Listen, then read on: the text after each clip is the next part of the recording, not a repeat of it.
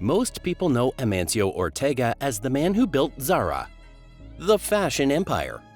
The stores in every city on Earth, one of the largest clothing retailers in history. What most people don't know is that for the past 2 decades, Ortega has been quietly building something else entirely. In 2025 alone, he spent more than $3 billion buying real estate across 10 cities in 8 countries. Office towers in London, a tech hub in Vancouver, hotels, industrial properties, a port operator, 13 separate deals in a single year. His total property portfolio now stands at an estimated $25 billion across more than 200 buildings in 13 countries. That makes him not just a fashion billionaire, but the single largest individual real estate owner on the planet, worth more than the most celebrated property developers in the world. And almost no one was paying attention. From a shirt store to a global empire, Ortega's story starts about as far from a $25 billion property empire as it's possible to get. He was born the son of a railway worker in a small town in northern Spain. At 14, he left school and got a job as a delivery boy at a shirt shop in the city of A Coruña. He spent his early years learning the trade from the ground up, watching how clothes moved from supplier to shelf, understanding margins, spotting inefficiencies.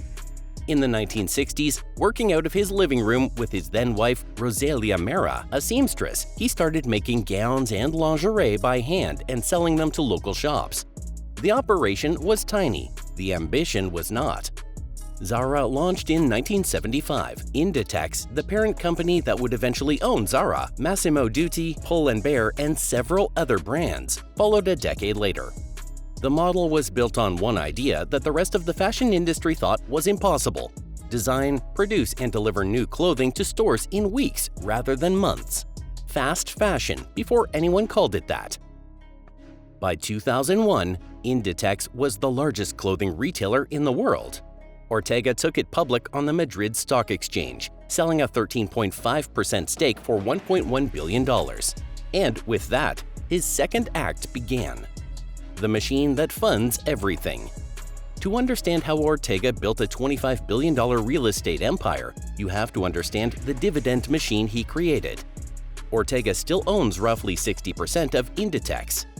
And Inditex, which now operates nearly 6,000 stores in 96 markets, generates enormous profits year after year. Those profits flow to shareholders as dividends. Ortega's share of those dividends since the 2001 IPO is estimated at around $28 billion after tax.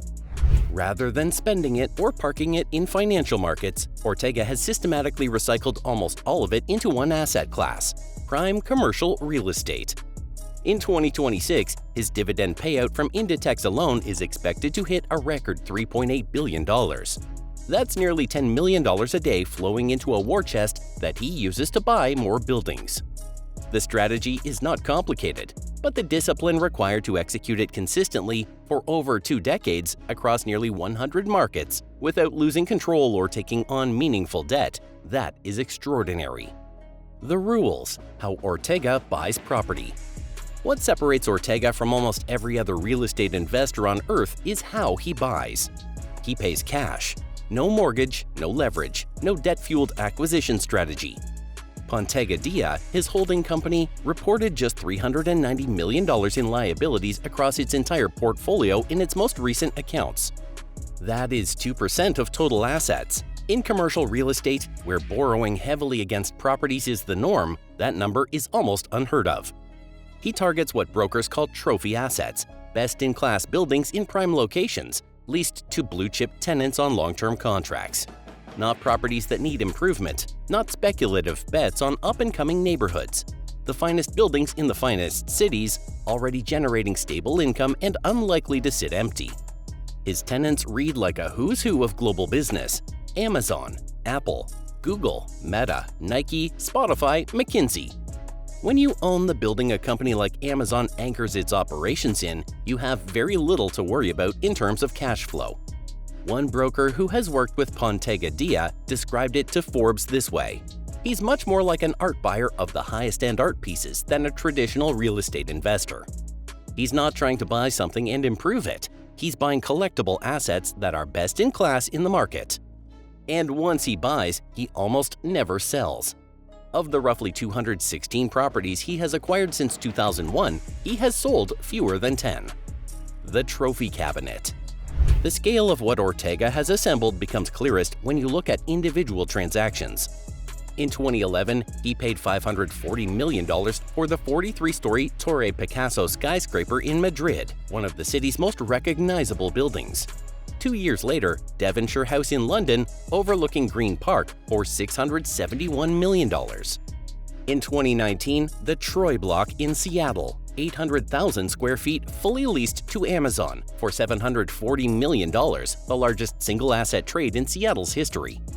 In 2022, he paid $916 million for the gold-coated Royal Bank Plaza in Toronto. That remains his largest single acquisition. Then in 2025, he broke his own Canadian record, paying $850 million for the historic Canada Post building in Vancouver, a million-square-foot tech hub now leased to Amazon, setting a new benchmark for office transactions in the entire country. Alongside offices, he has expanded into hotels, logistics facilities, luxury residential properties, and infrastructure. His 49% stake in PD Ports, one of Britain's largest port operators, and more recently a position in Australian logistics group Cube, signal a deliberate push into infrastructure assets that generate reliable long-term income, regardless of what happens to office demand. The world's biggest landlord and what comes next.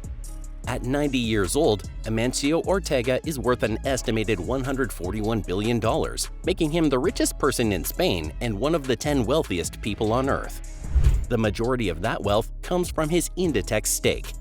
But his real estate portfolio of $25 billion and growing now exceeds the holdings of the most celebrated property developers in the world, including Australia's Harry Triguboff and America's Donald Bren.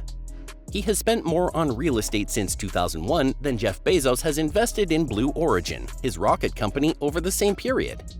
What makes this story genuinely remarkable is how invisible it has been. Ortega has never run a real estate company. He has never promoted himself as a property investor. He gives almost no interviews and has made a point of staying out of the public eye for most of his adult life. While other billionaires build yachts or buy football clubs, he has been systematically assembling a $25 billion portfolio of the finest commercial buildings on the planet, one all-cash transaction at a time. The fashion empire gave him the machine. The real estate portfolio is what he built with it. With a record $3.8 billion dividend expected from Inditex in 2026, there is every reason to expect the portfolio keeps growing. The man who started as a delivery boy in a shirt shop has become the most powerful private landlord on Earth, and he did it without anyone really noticing until now. What do you think? Is Ortega's real estate strategy the smartest wealth-building playbook in the world right now, or is concentration in commercial property a risk? Let us know in the comments. And subscribe if you want more stories like this.